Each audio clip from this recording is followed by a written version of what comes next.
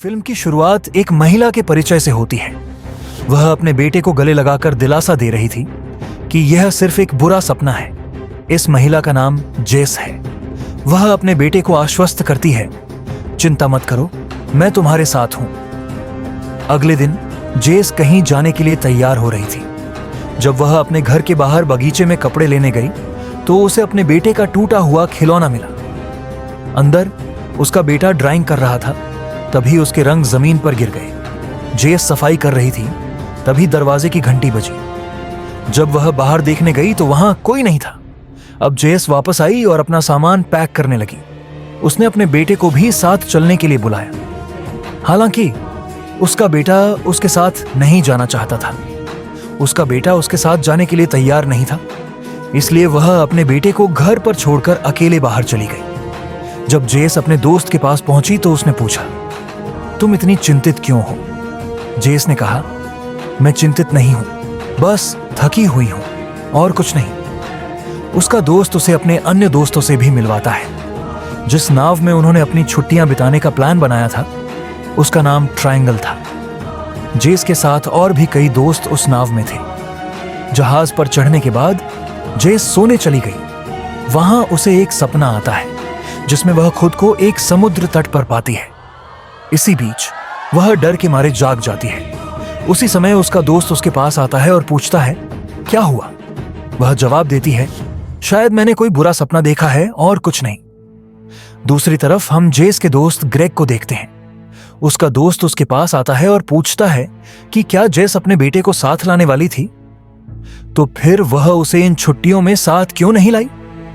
Greg बताता है कि जेस ने कहा था कि उसका बेटा उस समय स्कूल गया हुआ था, लेकिन वह रविवार था तो वह स्कूल कैसे जा सकता था?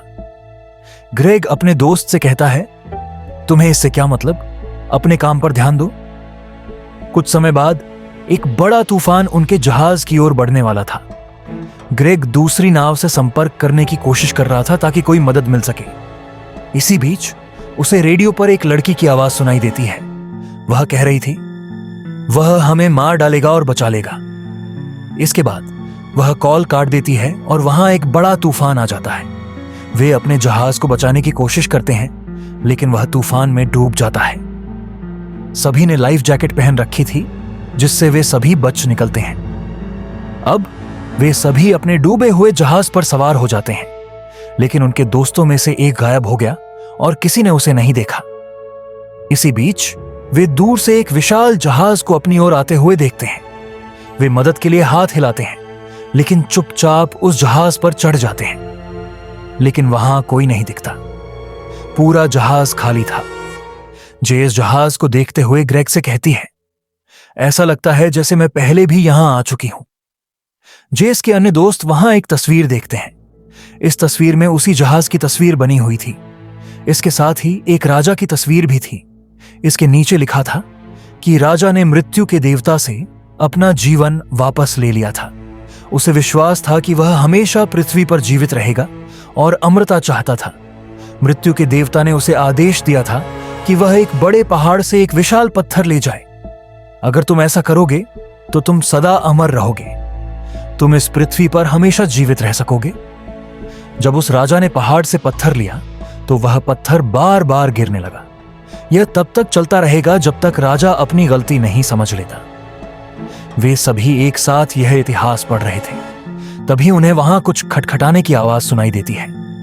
जब जेस का दोस्त वहां जाकर देखता है तो उसे जेस की कुछ चाबियां मिलती हैं। जेस तो अभी उनके साथ थी, तो फिर उसकी चाबियां वहां कैसे हो सकती हैं? वे सब हैरान रह जाते हैं। इसी बीच एक लड़की कहती है, यह शायद हीदर की हो सकती है।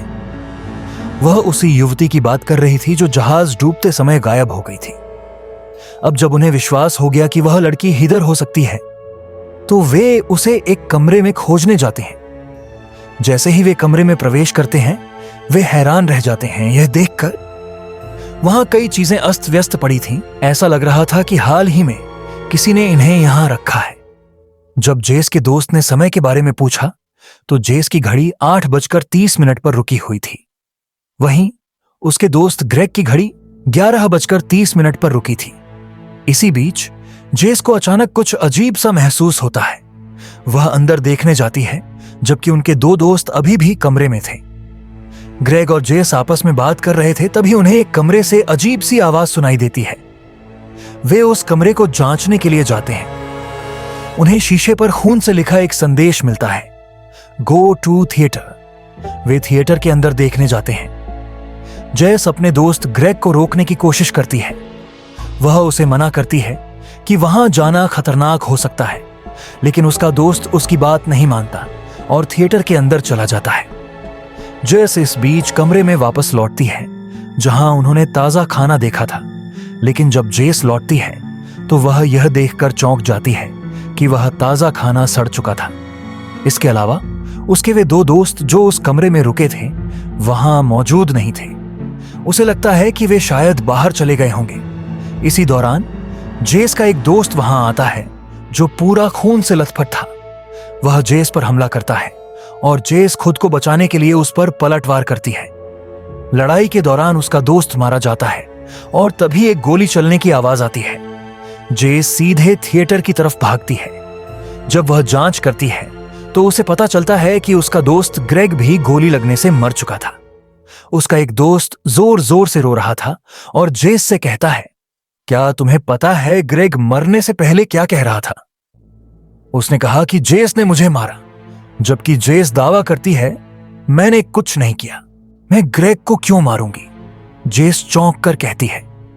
इसी बीच दूसरा दोस्त बोलता है, तुम हमारे कमरे में आई थी और कहा था कि ग्रेग हमें बुला रहा है, इसीलिए हम यहां आए क्योंकि तुमने हमें बुलाया था। जेस को इस सब के बारे में कुछ भी याद नहीं था कि उसके साथ क्या हो रहा है। तभी एक अनजान शख्स अंदर आता है और उसके दोनों दोस्तों को गोली मार देता है। जेस वहां से भाग जाती है और वह हत्यारा उसका पीछा करने लगता है, लेकिन जैसे ही जेस तेजी से भागती है, हत्यारे की गोलियां खत्म हो जाती हैं। इसी दौरान जेस को वहां एक कुल्हाड़ी दिखाई देती है। वह कुल्हाड़ी अपने पास रख लेती है। तभी हत्यारा उसके पीछे आ जाता है। जेस उस पर हमला करती है और उसे घायल कर देती है। वह चिल्लाकर पूछती है, तुम कौन हो और क्या चाहते हो? इसी बीच उसे एक अजीब सी आवाज सुनाई देती है और हत्यारा धीरे से कहता है, सबको मार डालो, यही घर जाने का एकमात्र तरीका है। बाद में हत्यारा खुद को पानी में गिरा देता है। अब जेस वहां पूरी तरह अकेली थी। इसी बीच उसे कुछ आवाजें सुनाई देती हैं। जब वह जांचने जाती है तो उसे वही जहाज दिखाई देता है जो पहले डूब चुका था। उस पर सभी लोग खड़े थे, जिनमें जेस भी शामिल थी, और वे सभी मदद की गुहार लगा रहे थे। जेस यह सब देखकर चौंक जाती है और वहां से चली जाती है।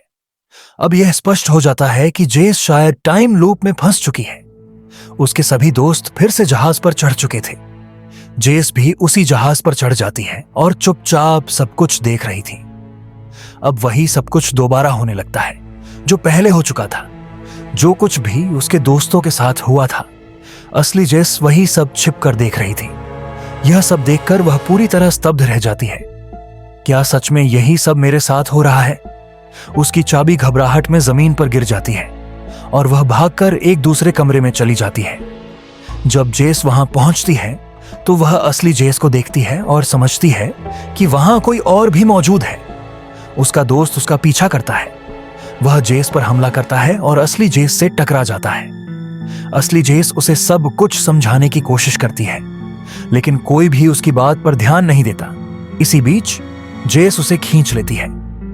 नतीजतन उसके दोस्त का सिर एक हैंडल से टकरा जाता है और वह घायल हो जाता है। जेस एक कमरे में भागती है जहां उसे बहुत सारे कागज मिलते हैं।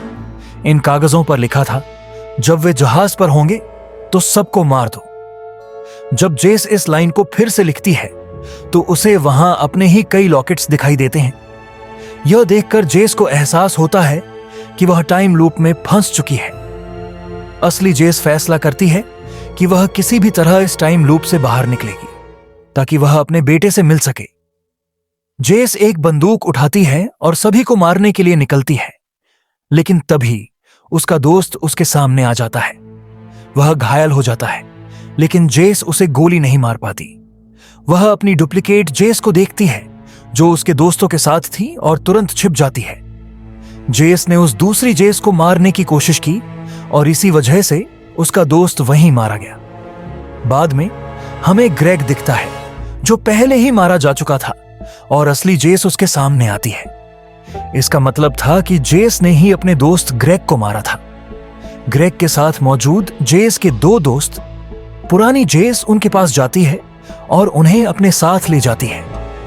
जब असली जेस उन्हें आवाज देती है तो पुरानी जेस उन्हें आदेश देती है कि उसे अनदेखा करो।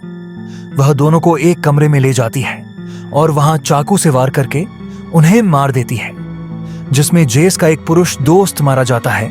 लेकिन जो बच जाता है वह कंट्रोल रूम में चला जाता है और रेडियो पर संदेश भेजता है, वह हमें मार रही है। और जेस की दोस्त की आवाज ग्रेग ने सुनी, जैसा कि हमने पहले देखा था। इसका मतलब है कि एक टाइम लूप पूरा हो चुका है। इसी दौरान ग्रेग को तूफान की आवाज सुनाई देती है। जिस लड़की ने कंट्रोल रूम में कहा था वह हमें मार रही है, असली जेस उसके पास पहुंचती है, लेकिन वह लड़की मानती है कि यही जेस हत्यारी है। जब असली जेस अपनी दोस्त का पीछा करते हुए जहाज के अंदर जाती है तो वह वहां सैली की कई लाशें देखकर दंग रह जाती है।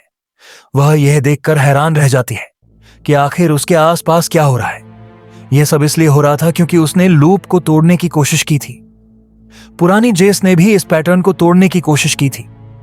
असली जेस अपनी दोस्त सैली को समझाने की कोशिश करती है। तभी नई जेस वहां पहुंचती है और पुरानी जेस को पानी में फेंक देती है। इसी तरह सैली भी मर जाती है। जेस देखती है कि उसका पूरा ग्रुप फिर से डूबे हुए जहाज पर खड़ा है और मदद के लिए गुहार लगा रहा है, जिसे असली जेस समझ जाती है कि जब सब मर जाते हैं तो एक नया लूप शुरू हो जाता है। अब यह ग्रुप तीसरी बार जहाज पर चढ़ता है। एक बार फिर असली जेस को इस ग्रुप को मारना होगा। वह फिर से थिएटर में जाती है और शीशे पर गो टू थिएटर लिख देती है। जब वह वहां पहुंचती है तो वह अपने 2 दोस्तों से पूछती है जो उसी कमरे में थे जहां ताजा खाना था, ग्रेग ने तुम्हें बुलाया था, जैसा कि हमने पहले देखा था। इसके बाद जेस थिएटर में जाती है और अपने दोस्त ग्रेग को गोली मार देती है। अब नई जेस उनके ग्रुप का हिस्सा बन चुकी थी। वह तुरंत अपने दोनों दोस्तों को भी गोली मार देती है। जैसा कि हमने पहले देखा था, जेस एक अजीब हत्यारे से भाग रही थी और अब फिर से वही होता है। नई जेस घबराकर असली जेस से बचने की कोशिश कर रही थी। असली जेस नई जेस का पीछा करती है। असली जेस को लगता है कि अगर वह अपने पूरे ग्रुप और जेस को मार देगी तो यह लूप खत्म हो जाएगा, लेकिन ऐसा नहीं होता। नई जेस असली जेस को पानी में फेंक देती है। मरने से पहले असली जेस वही बात दोहराती है जो पुरानी जेस ने वर्तमान जेस से कही थी, सबको मार दो, तभी यह लूप शुरू होगा।